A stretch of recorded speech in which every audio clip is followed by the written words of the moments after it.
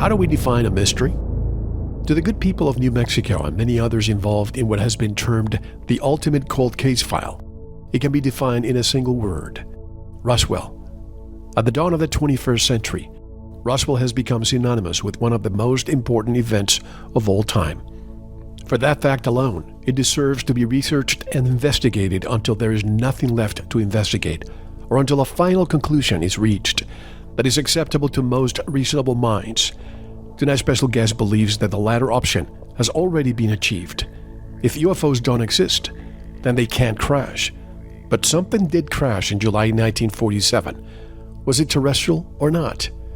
Tonight, we unmask what it might be the government's biggest cover-up. What really transpired in Roswell 75 years ago? Tonight, we'll pry loose that truth the government doesn't want us to know. So sit back, relax, and enjoy this week's show. You are listening to VERITAS. If this is your first time, welcome home. To listen to tonight's full interview and all of our material, join the VERITAS family and click on the subscribe button at veritasradio.com. You can make your purchase with a credit card, PayPal, cash, check, money order, and even cryptocurrency. We are now accepting Bitcoin, Litecoin, and Ethereum. Don't forget to visit the VERITAS store for focused life force energy, MMS, CBD pure hemp oil, pure organic sulfur, flash drives with all our Sanitas and VERITAS seasons, and other great products. And if you want to get in touch with Mel, want to be a guest on this radio program, have a guest suggestion, or have feedback, just click on the contact button of our website at veritasradio.com. And if you're listening on YouTube, like, subscribe, and share it. And click the bell to be notified when new interviews are available. And now, here's your host, Mel Hostelrick. Thomas J. Carey is a U.S. Air Force veteran who held a top-secret security clearance. He has spent the last 23 years investigating the Roswell incident and published more than 35 articles about it.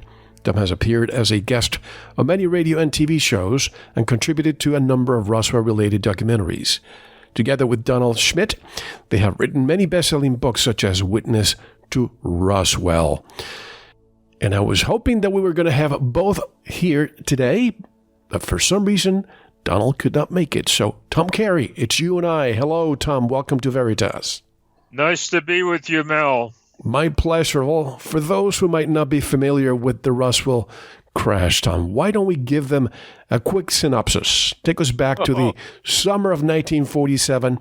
Paint a picture of what life was during that time after World War II, and pretend we are living in the small town of Corona, New Mexico, when the event happened. Wow. Now, just before I answer your question, you have to realize that I have like 31 years of small details on this case. And it's very hard for me to summarize things because, we're always chasing little nuggets. You know what I mean? So, but right after World War II, especially in a remote place like New Mexico and Corona, the two towns involved in the Roswell story are Corona, New Mexico, which is more central and central in the state, and then Roswell itself, which is in the southeastern quadrant of the state. Now, this is very remote. The ranches didn't have electricity, certainly no television. Well, not many people had TV anyway in 1947. But they might have received a weekly newspaper of some sort, but that's about it.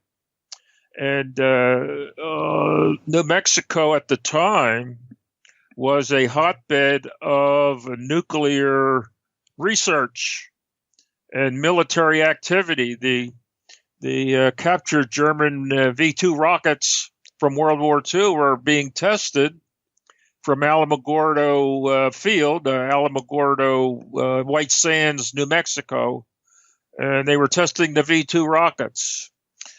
The Los Alamos laboratories, which helped develop the atomic bomb, was located in the northeastern quadrant of New Mexico, north of Albuquerque.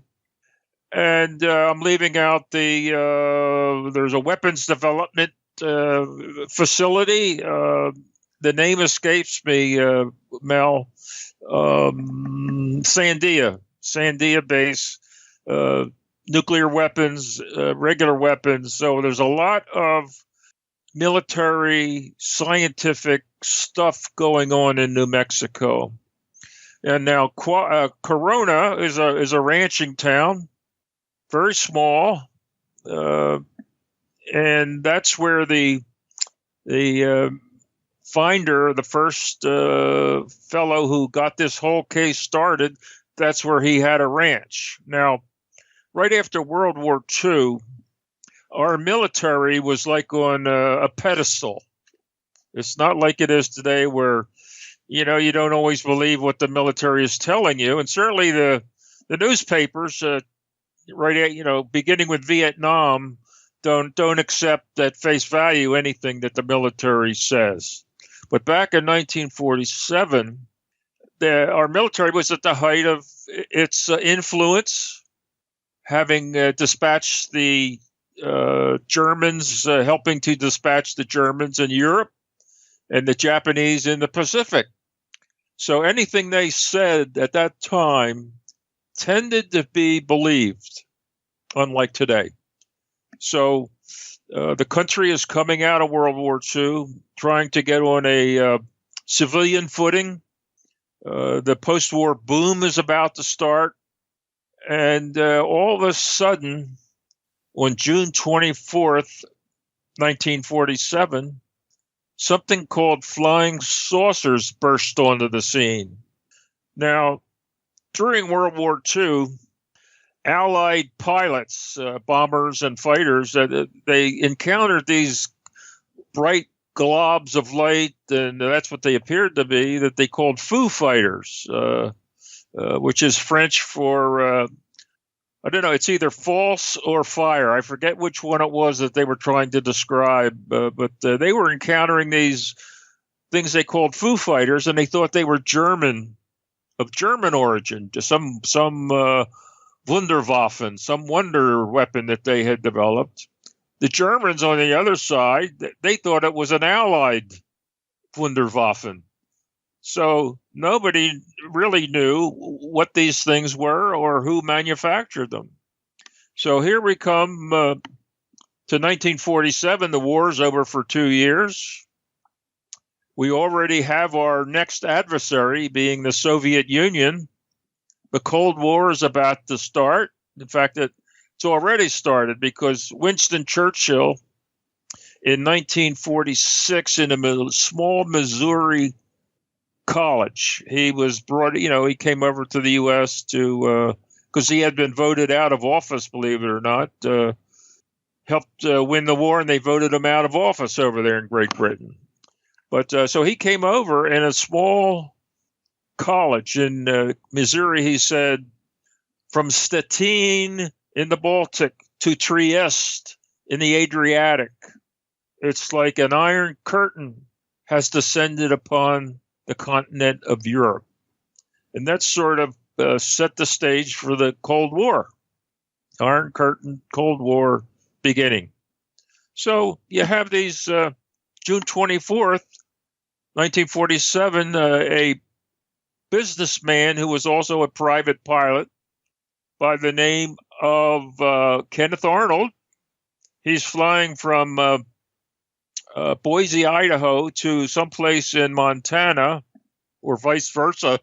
I forget. I'm sorry. It's one of the two. But he's near Mount Rainier in Washington State, and he sees these 9 objects flying in echelon formation, like the tail of a kite. How the tail of a kite flaps, and he was able to time their speed at something around 1,200 miles an hour. Now, back in 1947, we didn't have anything that went 1,200 miles an hour.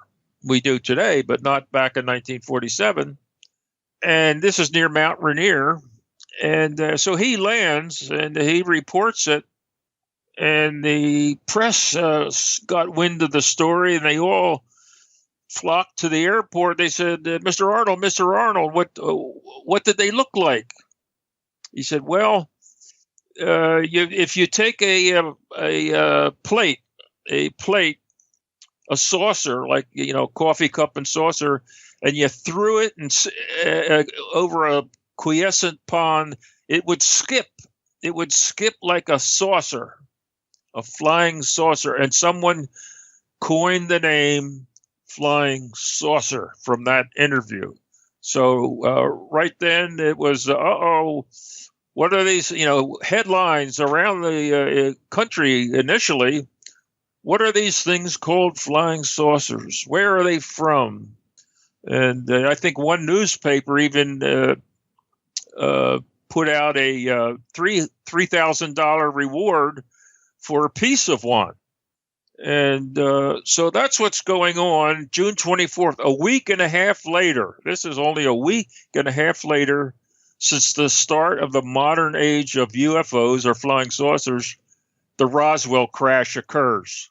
June 2nd, 1947. It took us a long time to nail the date down, but we were able to nail it down because the witnesses in the Corona area, especially, they remember that it happened during a thunder and a lightning storm on June. They just remembered it. They heard this strange explosion during this thunder and lightning storm during the first week of July, 1947. Well, when we interviewed them, they couldn't remember the date, but we researched the date with weather data, and the only thunder and lightning storm in central New Mexico late at night was on June the 2nd. So that's how we were able to pinpoint. You mean July? Yeah. Oh, did I say? I'm sorry, July. And I'm so glad, Tom, that you are nailing down the date, because for decades I've been hearing it was all the way from mid-June to the beginning of July, but nobody could actually pinpoint that date. So with the witness testimony, July 2nd. July 2nd, 1947, right? Yeah, late at night, maybe between 11 p.m. and midnight, and that's from the witnesses and the weather data.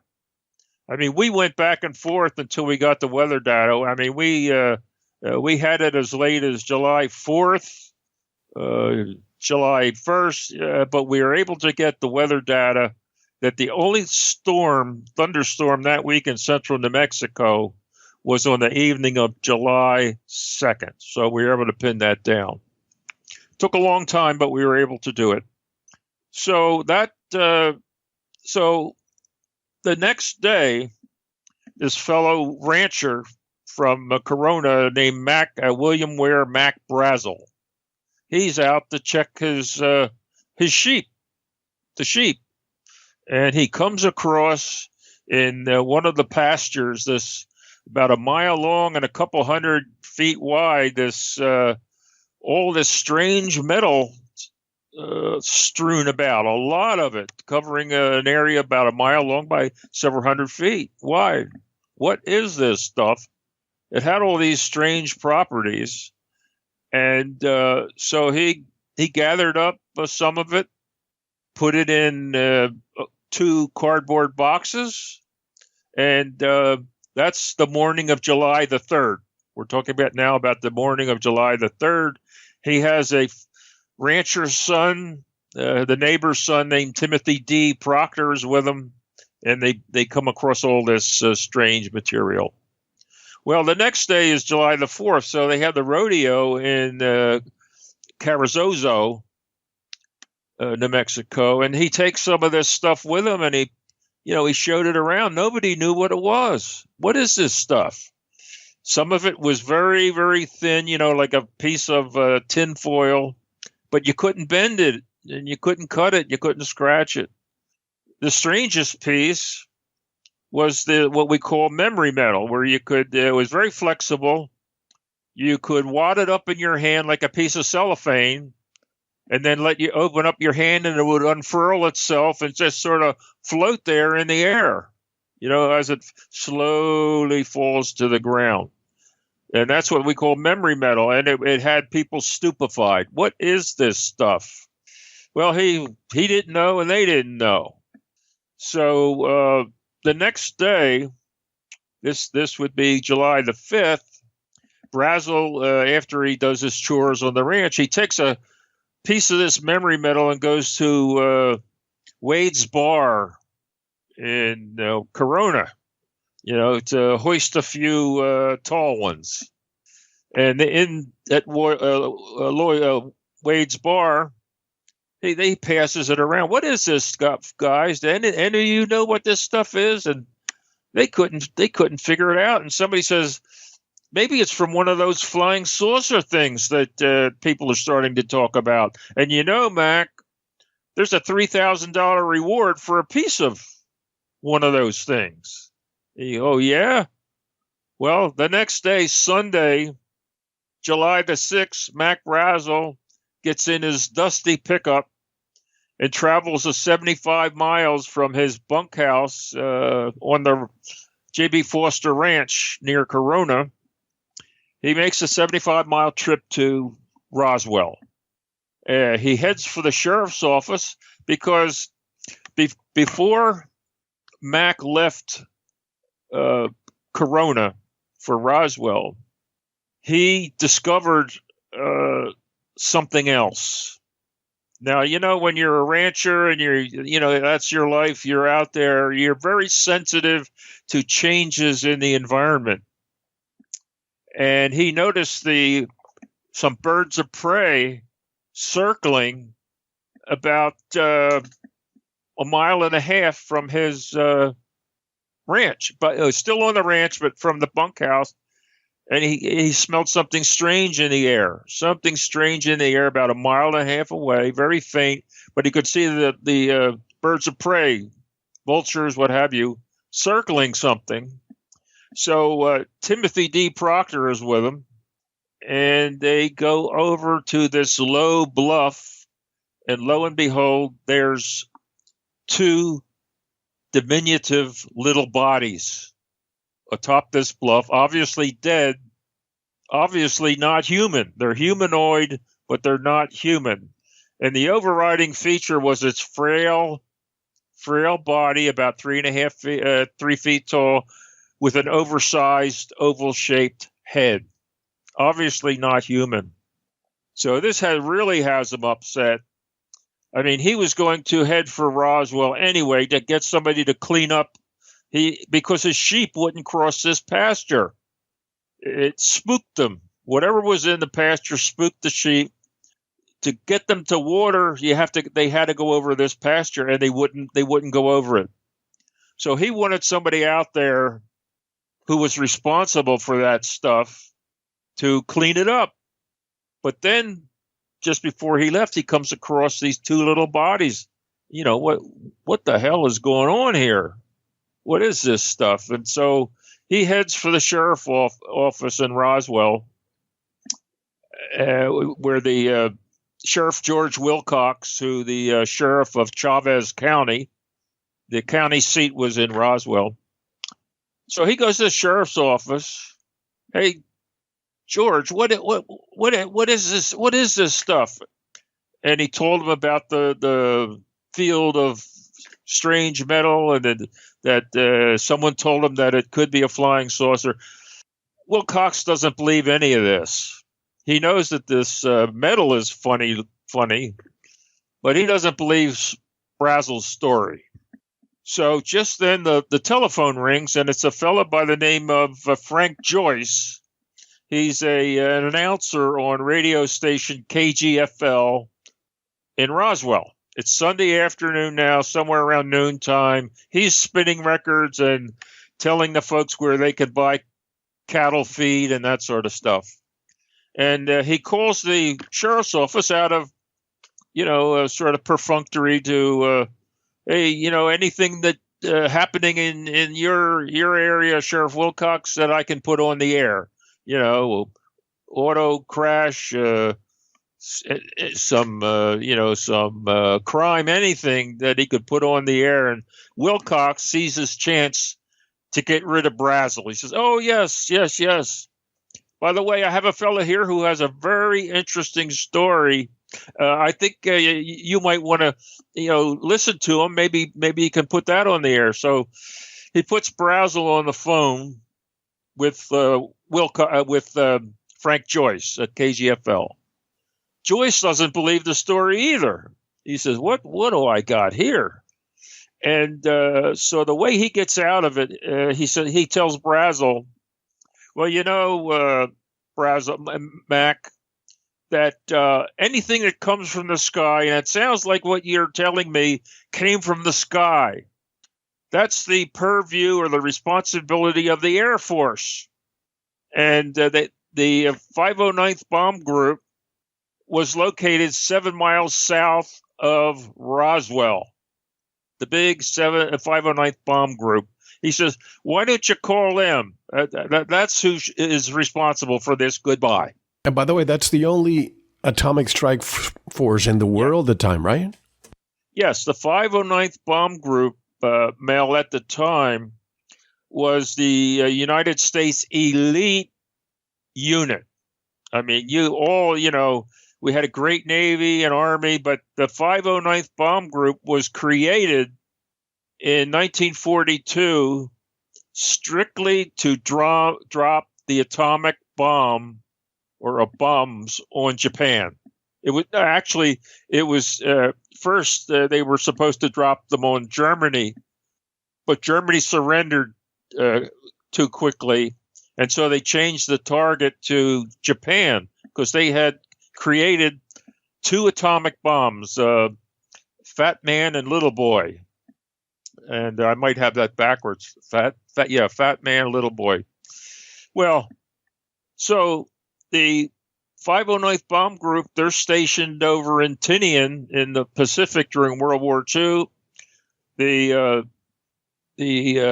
bombs are delivered by the Indianapolis cruiser that, unfortunately, a few months later, we're talking about 1945 now. Unfortunately for the Indianapolis, they got sunk almost like the last day of the war, and nobody knew that they had been sunk, and they lost a lot of people in the ocean because they had some cockamamie way that ships were accounted for. And one of the strangest things is when a ship came back, they never logged it in or anything. So that the crew of the Indianapolis, they spent 5 days battling sharks out in the Pacific before they were rescued. Well, anyway, they delivered the bomb to the 509th Bomb Group on Tinian. They dropped the bomb on Hiroshima and Nagasaki, and the war is over. So after the war, they relocated to 7 miles south of Roswell. So that's where the Air Force comes in. Sheriff Wilcox, who later said it was the biggest mistake of his life to contact the Air Force first. He said he should have contacted the media first, then the story wouldn't have been covered up. He felt he really made a mistake in calling the Air Force because the thing what they did was they covered it up. They recovered it, yes, but they covered it up. So Wilcox calls the base, and out comes the base intelligence officer. We're now talking a Sunday afternoon. Major Jesse Marcel is the base intelligence officer. He takes the call, and so William Blanchard, Colonel William Blanchard, the commanding officer, says, go see what they have, check out that box of stuff, because they're all thinking, Mel, that it's Russian. They're all thinking that it's got to be Russian. And so out goes Marcel. He looks at some of this stuff in one of the boxes, and he doesn't know what it is either. So he says, can I have this box? I have to take it back to my commanding officer and see if he wants to do anything about this. I don't know what it is. So back he goes to the base. Blanchard doesn't know what it is, but he's still concerned that it's Russian. So he tells Brazel, take somebody with you, follow the rancher out, and see what's in that sheep pasture. And so he takes with him the counterintelligence officer, the top counterintelligence officer on the base, a fellow named Sheridan Cavett. And both of them, they go out. They follow the rancher out to the J.B. Foster Ranch, but it's too late in the afternoon to go to the site, which is about 2 miles away, a mile or two away. So they spend the night eating Campbell's cold beans. They had this, what is it, ham and beans or something? That's one of Campbell's dishes out of a tin can. Cold beans and what have you. They spent the night in this little bunkhouse called the Hines House. Only recently was that Hines House stood for years until last year. They tore it down last year. Fortunately, I'm one of these guys that I like to take a picture of everything with my camera, because you never know what's going to happen later on. And the Hines House lasted probably longer than most things, and it lasted until last year. So the next day they go out, and here's this big field of strange metal and a number of other little things. Cavett was driving a Jeep Carey. That's a Willys Jeep with a sort of like a pickup in the back.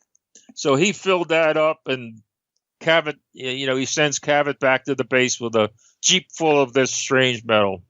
That we're now talking. This is Monday. Let's see. They got there on the 6th. This is Monday the 7th. So Cavett goes back to the base with all this stuff on the 7th. Marcel is still out there looking at everything, picking up. He drove his baby blue 1942 Buick Roadmaster out there and filled that up. And Brazel goes back to town. And so early in the morning of the 8th, now, this is now Tuesday morning, Brazel finally heads back to Roswell. He stops off at his house to show his wife. It's now 2 a.m. on the 8th. He wakes up his wife and his son because he's convinced already, Mel. He's convinced already that it's a fly. The wreckage is not from this earth, to use his words. Not from this earth. So he wakes up his son and his wife. You're probably never going to see this again, but what you are looking at is something that came to Earth but was not from Earth. And his son, Jesse Jr., who recently, he died in 2013. I knew him well. Jesse Jr., who was 11 years old at the time, he picks up one of these strange pieces of debris. It's like cutting it has the shape of a I-beam. Like for a railroad track, it's shaped like an eye. If you cut it, transversely, it's shaped like an eye. But in the inner collar of this I-beam, which is about 18 inches long, and it doesn't weigh anything, are these strange symbols. No one has ever been able to figure them out. We brought linguists in and what have you, and no one has ever been able to figure out what these strange symbols mean. And Jesse, he always tells that story of looking at this strange writing that was from another world. No ancient language experts is able to ever decipher it. Correct. So, Marcel, puts all the stuff back in his Buick, goes to the base, and at the morning meeting on Tuesday morning, the regular Tuesday morning briefing meeting at the base, guess what the main topic of discussion was? It was, what the hell is this stuff?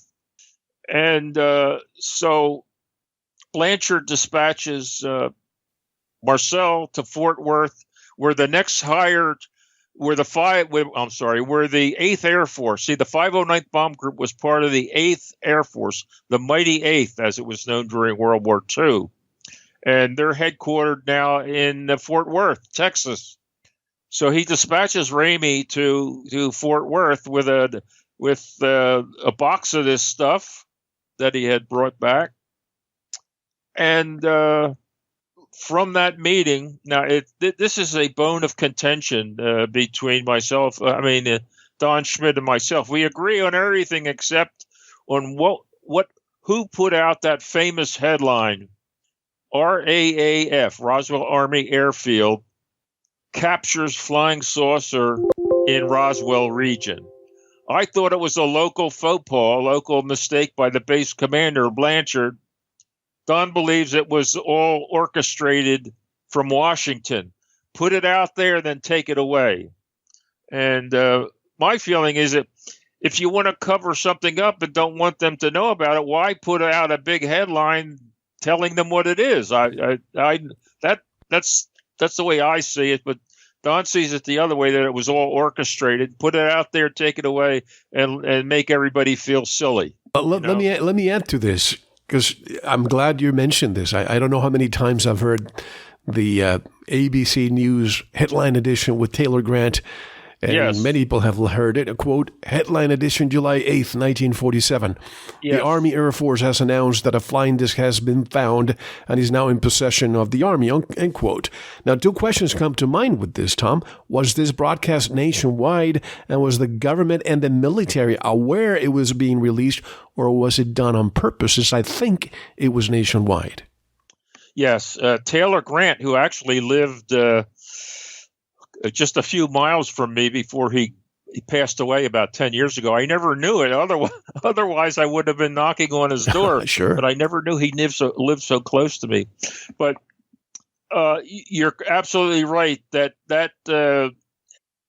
radio, it was headline edition, August, July the 8th, 1947. And you're exactly right of what Taylor Grant said.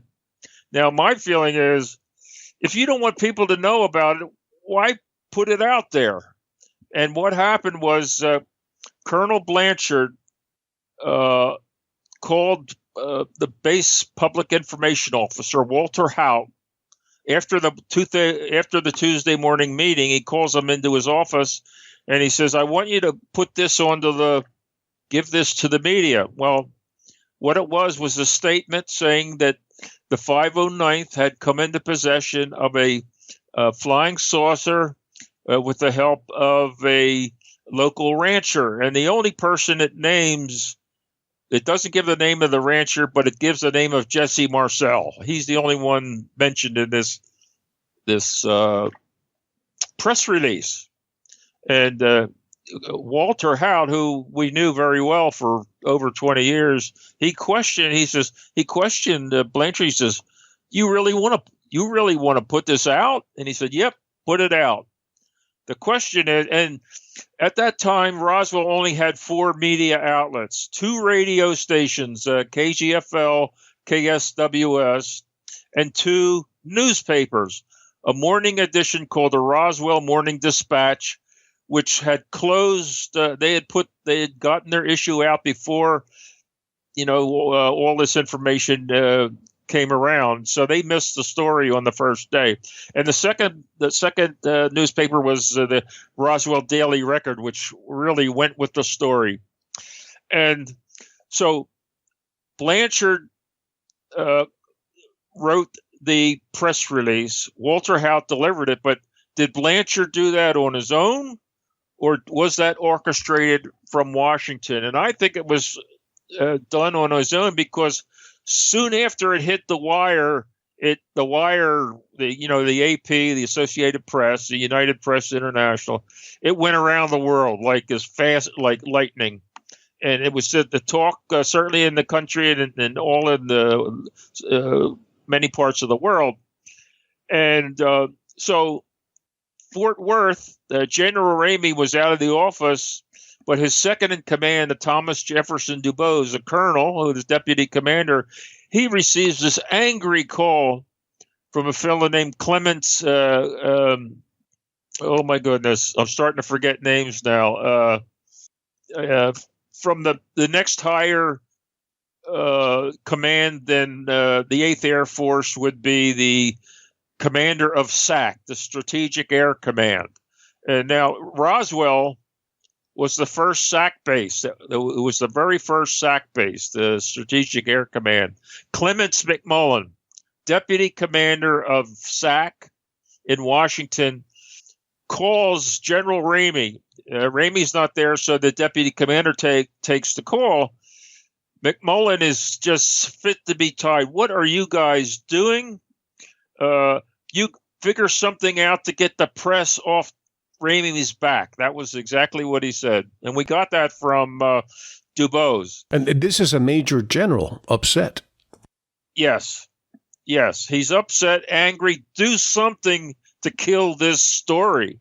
So I'm thinking, well, why put it out in the first place if you're trying to orchestrate? To me, it was a local faux pas, and they never expected the reaction that it got. What was McMullen the one who concocted the weather balloon story to put out the quote unquote fire?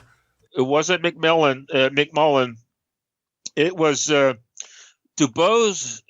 We interviewed Dubose in 1991, and Dubose said the weather balloon story was a concoction of someone in Fort Worth. He didn't know who it was, whether it was Ramey himself or somebody else that said, let's do a weather balloon, So that's how the weather balloon story came about. McMullen ordered Fort Worth, do something to get the press off Ramey's back.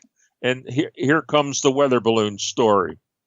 Now, just between me, you, and the fence post, they would have been better served had they said it was like the crash of one of our latest fighter jets that we're testing, something like that. But they went so far as to the weather balloon story. Now, the 509th Bomb Group in Roswell was our elite unit in the military with their fingers on the atomic trigger. Now, I don't know about you, Mel, but someone who can't tell the difference between an interplanetary spaceship and a weather balloon, I don't want their finger on the atomic trigger. Yeah. So that's how that came about. There's still arguments over whether it was orchestrated from Washington or it was a local faux pas, and everything. And they covered it up. My belief is that it was a local faux pas. That's the only thing that Schmidt and I disagree on. But we agree on most everything else. But let me dissect some of the things you've said, because the weather balloon, and also later we have the crash test dummies. And the crash test dummies actually were not in production until 1949, I believe, 2 years later. So they keep embellishing the story, trying to convince the populace that this is not really what was told. But my biggest question of all, 1947, but it wasn't until 1978, correct me if I'm wrong, why did it take a little bit more than 30 years for it to become mainstream? Was it that long that the government took to concoct a final story to finally let it out? No. The first story they had was the right one that they had captured. Well, they didn't capture. They had recovered a crashed flying saucer. That was their first story. It was the correct one. The second story was the weather balloon one, which I just told you about. The third one was this high altitude Project Mogul balloon array, which consisted of weather balloons hoisting acoustic sensors up into the stratosphere to listen in on what they expected to be the first detonation of the Soviets' atomic bomb.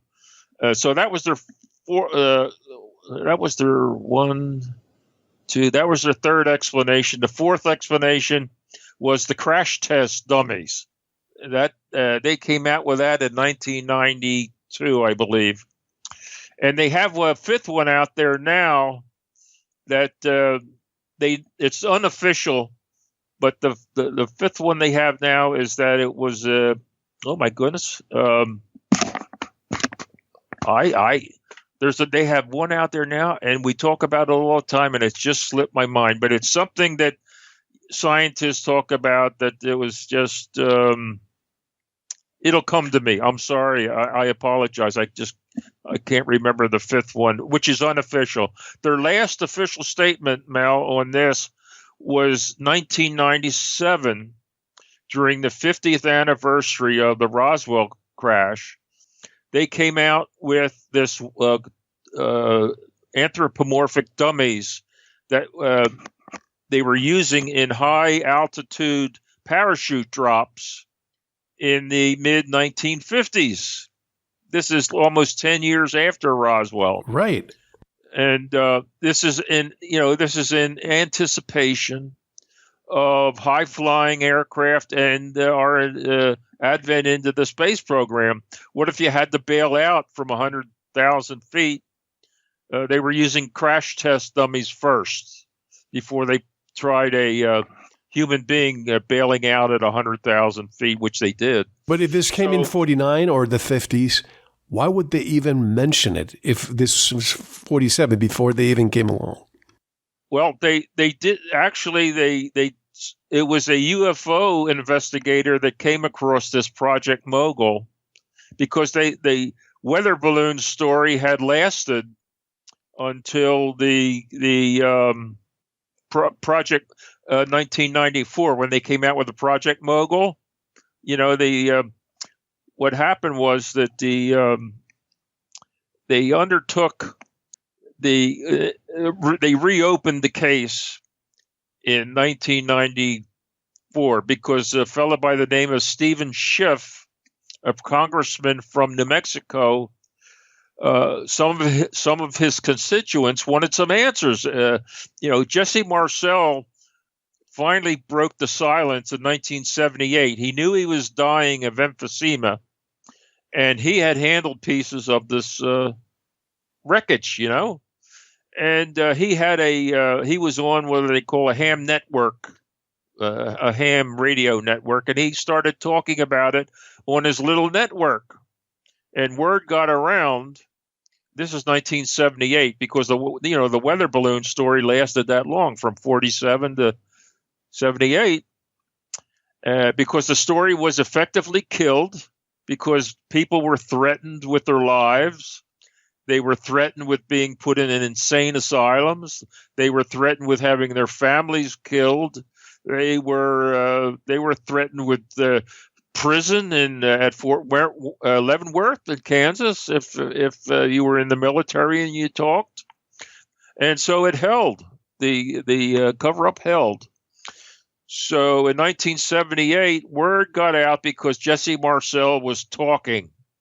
And Stanton Friedman, who I knew well, he was down in Louisiana giving his UFOs Are Real talk at a local, I believe it was in Baton Rouge. And it was at a local TV station. And when the show was over, the producer said, Stan, there's a fellow that lives in Houma, Louisiana. Maybe you ought to talk to him because he says that he's held pieces of a flying saucer, UFO. And his name was Jesse Marcel. So from the airport, Friedman calls up Jesse Marcel, for just see if it's worth anything, And it was. He impressed Stanton so much that Stanton hooked up with a fellow by the name of William Moore, who had just had a big seller called the Philadelphia Experiment, Project Invisibility. It was about a United States destroyer that was claimed to have undergone invisibility during World War II, and some things happened that were not good, et cetera, et cetera, et cetera. Anyway, Friedman hooks up with William Moore to begin the civilian investigation of the Roswell case. It had been covered up since 1947.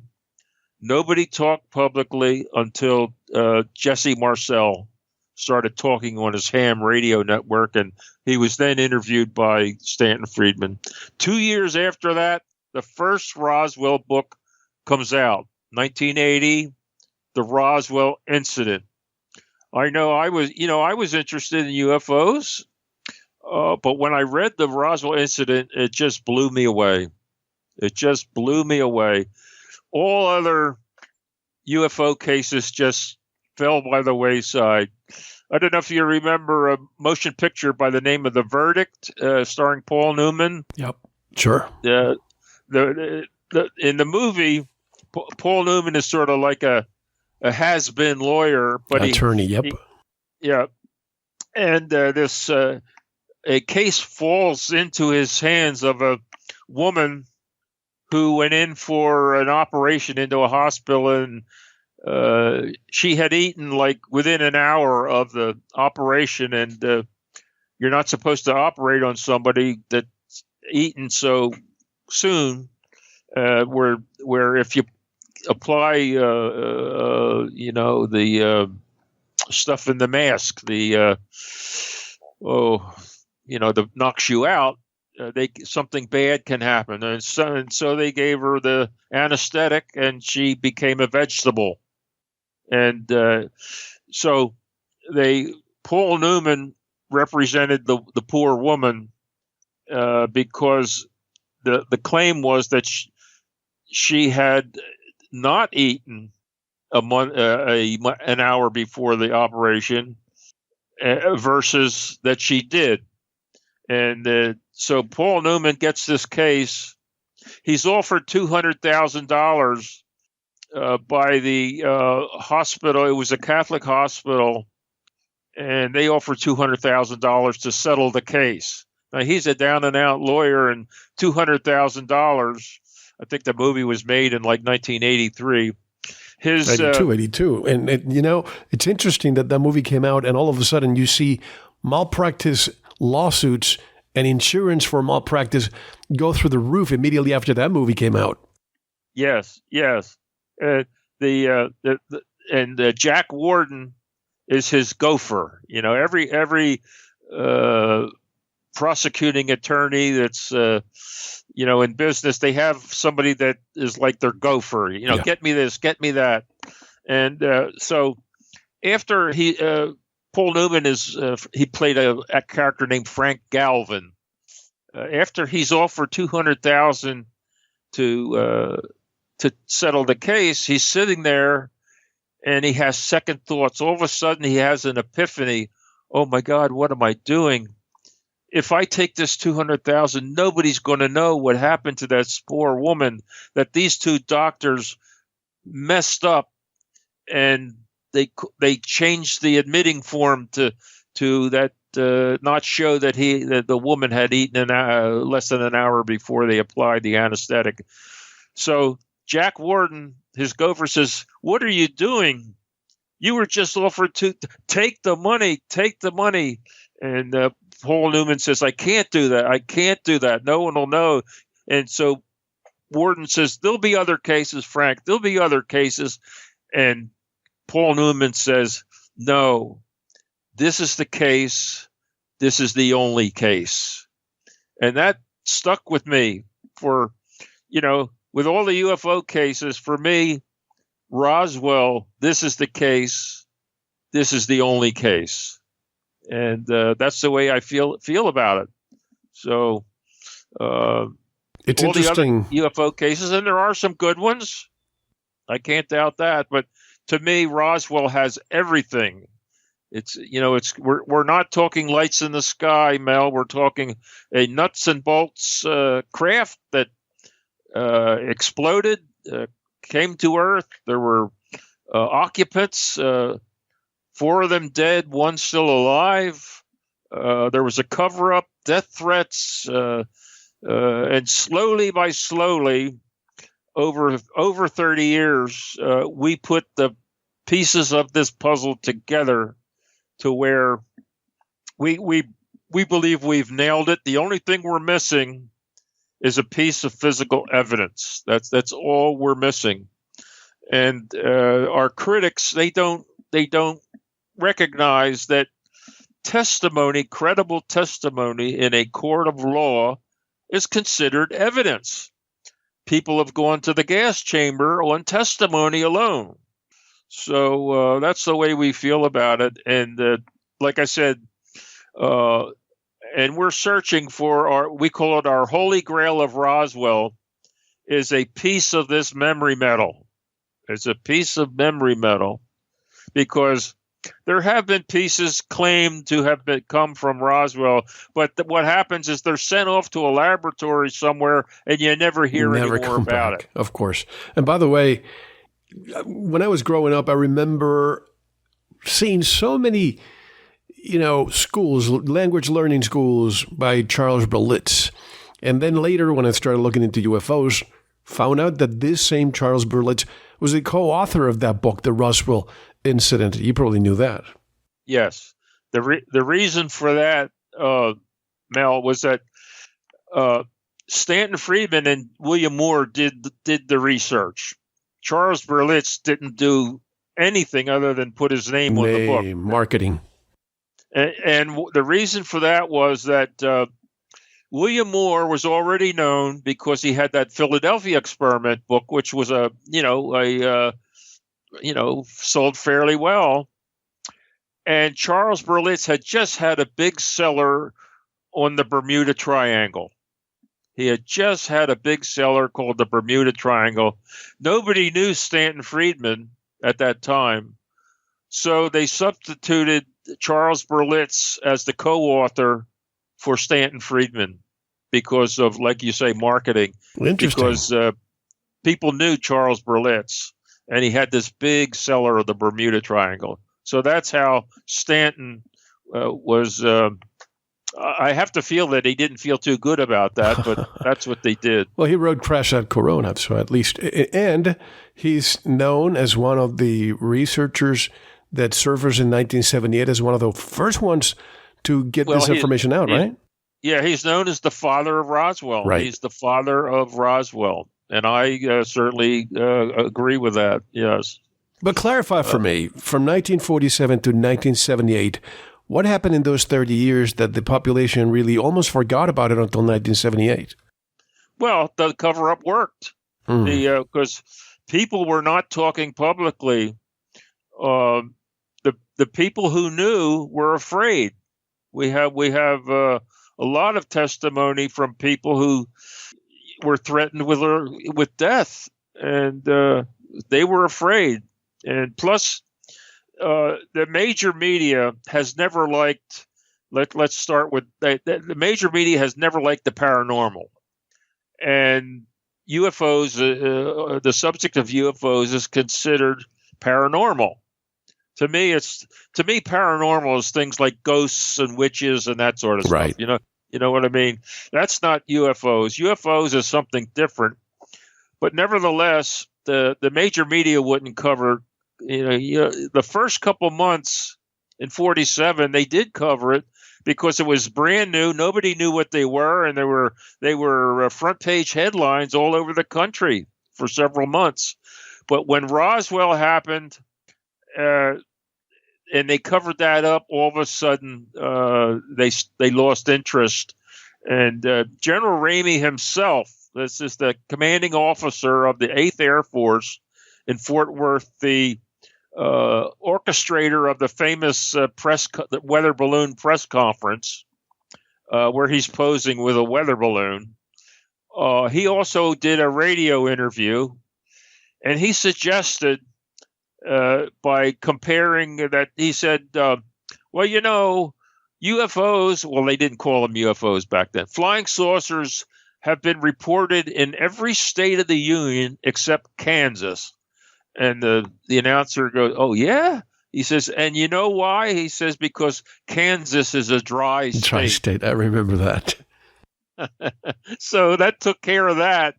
And between the ridicule and the other thing that happened was in the 1950s, this was bound to happen, the opportunists. You had the this phenomenon called the contactees.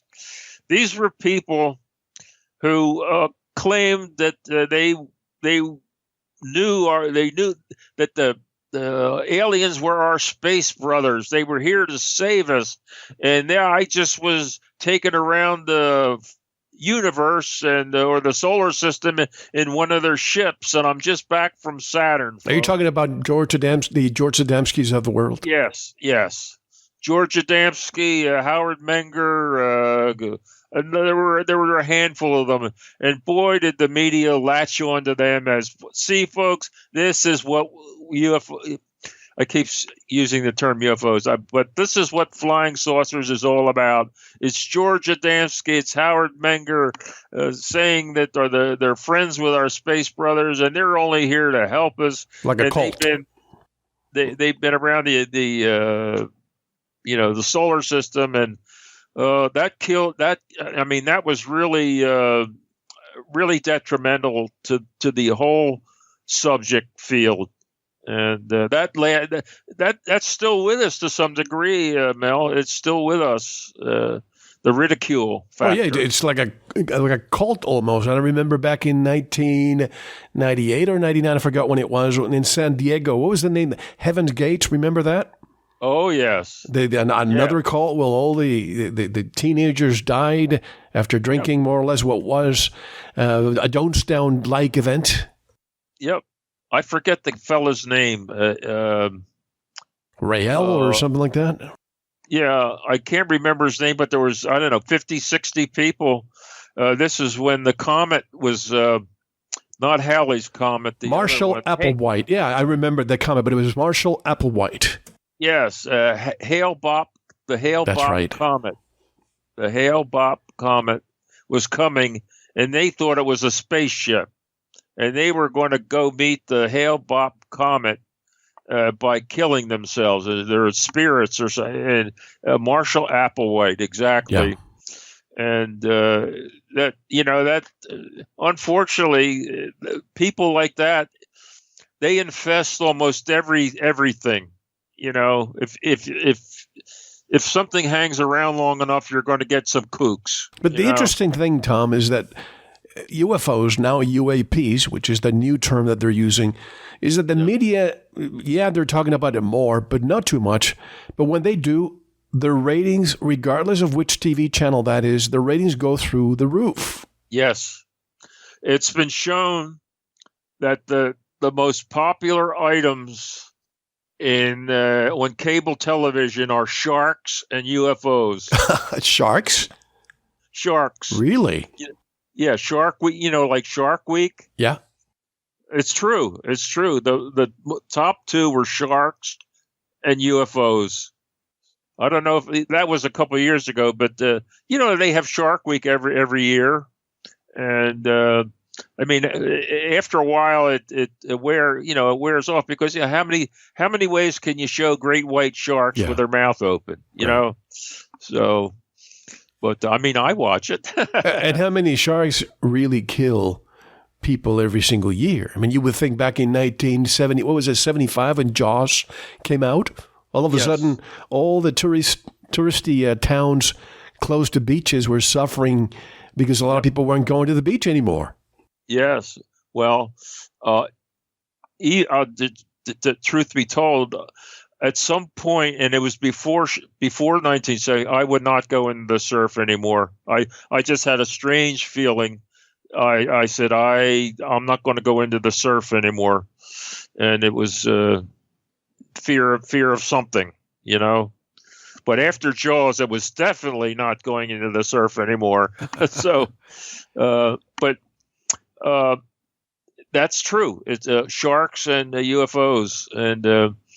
The Travel Channel has devoted not to travel anymore. Everything is the paranormal. Yeah. Everything is the paranormal. Now, how many days, Tom, after the crash did it take before the military showed up? I would have thought it would have been almost immediately since they had radar. So the military showed up because they get a phone call. The Air Force got a phone call. Exactly. Marcel and Cavett go out to the the sheep pasture. On the Sunday, they follow the rancher out there, Sunday, July the 6th. They don't get to the sheep pasture until the next day, the 7th. Now, here, and then Cabot goes back with a Jeep full of wreckage on the 7th. Marcel goes back on the 8th. And then they have that Tuesday morning office conference, the regular one they have every Tuesday. And that's where they went over the crash. Now, on the 7th, here's the interesting thing. So, on the morning of the 7th, Marcel is still out. Both of them, actually, Cabot and Marcel are both still out at the Foster Ranch site. Well, a few miles just north of Roswell, this is another site. There's some archaeologists out there, and they stumble upon. Now, I told you about the first two sites, the sheep pasture and then the low bluff where two aliens had been blown out of the ship when it exploded and came to rest on a low bluff. We call it the D. Proctor site because we learned about it from D. Proctor. There was a third site, which we call the impact site. So the Roswell case has three sites. Sheep pasture on the Brazil Ranch, the D. Proctor site that had low bluff with two dead bodies that had been blown out, and then the impact site, which is about 35 miles from the debris field site, east of the debris field site, near Highway 285, which goes to Roswell. Well, on that site, early in the morning of the 7th, now this is on Monday, Marcel and Cabot don't know anything about this site. A group of archaeologists, we originally thought they were from the University of Pennsylvania, and that's how I got involved in the case, because I lived in Philadelphia at the time, and with degrees in anthropology and archaeology, I volunteered my service to try to find the archaeologists. A group of archaeologists, they actually were from Texas Tech University in Lubbock, Texas, home of Buddy Holly. They stumbled upon the third site, which had, when the ship exploded, we believe it was struck by lightning. That's just speculation, but it was either an internal explosion. Don't touch that button, Gort, or if it was external, it had to be struck by lightning. The inner cabin withstood the blast and continued on for another 35 miles, coming to rest just 30 to 35 miles northwest of Roswell. In that inner cabin, or it could have been a capsule of some sort, but let's stick with the inner cabin, were three occupants. When found, two were dead and one was still alive. They were found by this group of archaeologists, and it was reported by one of the archaeologists from the little hamlet of Mesa, which was actually just a gas station on Highway 285. They called it into the fire department. There's been a crash out here. Get somebody out here. Well, they didn't know what they had. They thought maybe it's there's plane crashes out there certainly with the air base south of town. They were used to small crashes or big crashes, whatever. So out comes the fire department. And the fire department is notified and the sheriff is notified. Before the city fire department can get out there, this is on the 7th, the commanding officer sends somebody to the fire department. Don't go out. We will handle this. This is the base now. They say, we will handle it. They had their own fire department. The base had their own fire department. So the city fire department was banned from going out there. But one of the fire chiefs, one of the crew chiefs in the city fire department, he gets into his own car and out he goes. and he gets to the site before the military can get there in force. And he gets to this impact site. He sees the two bodies dead. His eyes are focused on these two dead bodies. When out of the peripheral vision of his of one of his eyes, he sees movement. There's something moving in his periphery, and he looks out and hears a creature from another world staggering around, 3.5 feet tall with a big oval-shaped head. He said, "What is going on here?" And we get this story from his family because he was told, don't talk, we'll kill you, we'll kill your family. We get this story from his daughter, Frankie Dwyer Rowe, years later. And it turns out that because they wanted to know all about, what did it look like, Dad? And his answer was child of the earth. Child of the earth. Well, I'm from Philadelphia. I don't know what a child of the earth is. Well, if you live in New Mexico, a child of the earth is like a potato bug, or the other name for it is the Jerusalem cricket.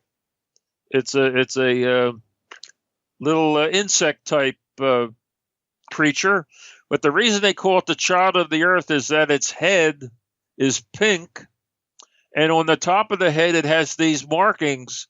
Like when a new child is born, the bones of the skull have not fused yet, and you have these dark lines where the bones have not ossified yet. And it's the same on this child of the earth, this cricket, this potato bug. Its head looks like that. It's got these markings on the top of it, and that's why they call it the child of the earth. So that when they asked, "What does it look like, Dad?" He said, "Child of the earth." I see. Well, they knew what it meant. I certainly didn't. I had to look it up on the internet. It's a colloquial term from the area. Yes. So they said, "Well, did you talk to it?" He said, "Yes, we talked to one another."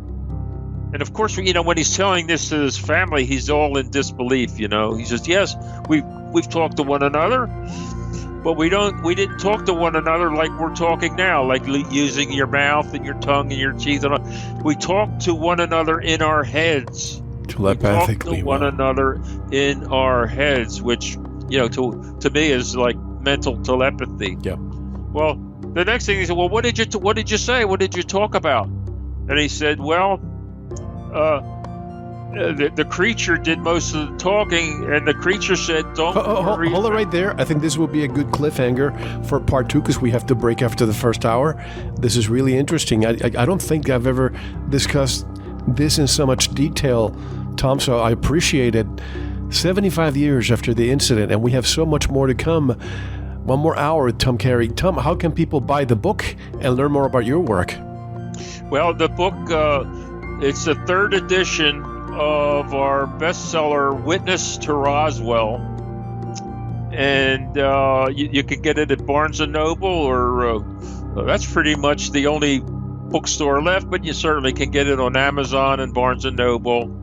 Our website is down, Mel. It's been taken over by the Chinese, believe it or not. Really? We've had it since 2007, and the Chinese co-opted it, and it's now some sort of, I don't know what it is, but we don't have it anymore, and we're trying to get another website. But the best way is Amazon or Barnes & Noble, and it was our bestseller, but we've updated it, expanded it with new information, and it's considered the best book ever written about the Roswell incident, and we're proud about that. I've learned so much from the book, things that I didn't know before. When we come back, I also want to ask you, was it only one craft? Now, was it lightning, or was it radar that affected the craft's control system? And I've always wondered too, Tom, if they come from a planet or galaxy far, far away, isn't it sad to crash this way? But we'll get your answer, and we'll continue with the story about what these two telepathically communicated with one another. This is Mel Hostelrick. My special guest today is Thomas Carey. Don't go anywhere. Thank you for listening to the first part of this important VERITAS interview. To listen to the rest, and all of our material, proceed to the members section, or join the Veritas family by subscribing. Click on the subscribe button at veritasradio.com. You can make your purchase with a credit card, PayPal, cash, check, money order, and even cryptocurrency. We are now accepting Bitcoin, Litecoin, and Ethereum. Don't forget to visit the Veritas store for Focus Life Force Energy, MMS, CBD Pure Hemp Oil, Pure Organic Sulfur, flash drives with all our Sanitas and Veritas seasons, and other great products. And if you're listening on YouTube, like, subscribe, and share it. And click the bell to be notified when new interviews are available. Now, proceed to the members section or subscribe to listen to the rest of the interview. You don't want to miss it. Thank you for listening to Veritas. Because you don't want to believe. You want to know.